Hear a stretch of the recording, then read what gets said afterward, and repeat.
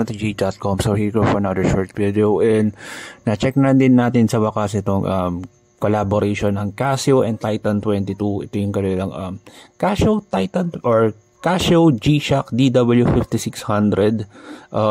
Ito yung first collaboration, if not mistaken, between Casio and yung Titan 22 or yung Titan, which is kilala siya sa mga nagbebenta sila ng sapatos. And if I'm not mistaken is nagkaroon sila nag-supply sila recent or previously ng mga jerseys ng PBA. Nagkaroon sila ng launch nitong October 17 with the concert kasama ng 88 Rising artists, kasama doon si Ilona Garcia sa Bonifacio High Street. But unfortunately, hindi tayo naka-cover because it was also the last day ng the last weekend ng MPL Season 12 regular season. So nakakabuti na lang. Thank you sa Team Asia for allowing us to catch up on this sort of smartwatch or say sports watch ika nga. So meron siya nakalagay na world champion do sa design, and since ito isang Casio G-Shock, makita niyo talaga na merong may resemblance siya ng, or meron siyang signature na round metal ng Casio. Then the championship mentality ng Titan 22, so makikita nyo naman sa boxing, world champions for the love of the game.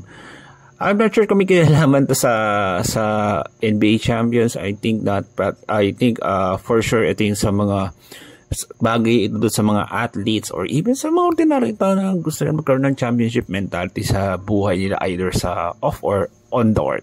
So ito yung packaging niya. So check natin siya. Actually nagkaroon sila ng a number of days of event, kaya naka-catch up tayo on this one. So unfortunately, this one is only available sa, as we checked it, sa Titan 22 store sa Bonifacio Global City.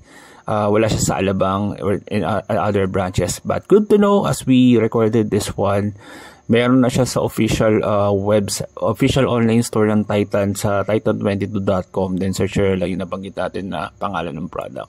I'm not sure if pareho siya ng price sa physical store nila and sa online store, but for the online store, as we check this one, it is priced at 8,500 pesos. And for this, makita nyo na in black lang, black and gold lang yung kanyang color coordination on this one. So I hope you like this short this video. Like and subscribe this channel, follow social media accounts in the description below.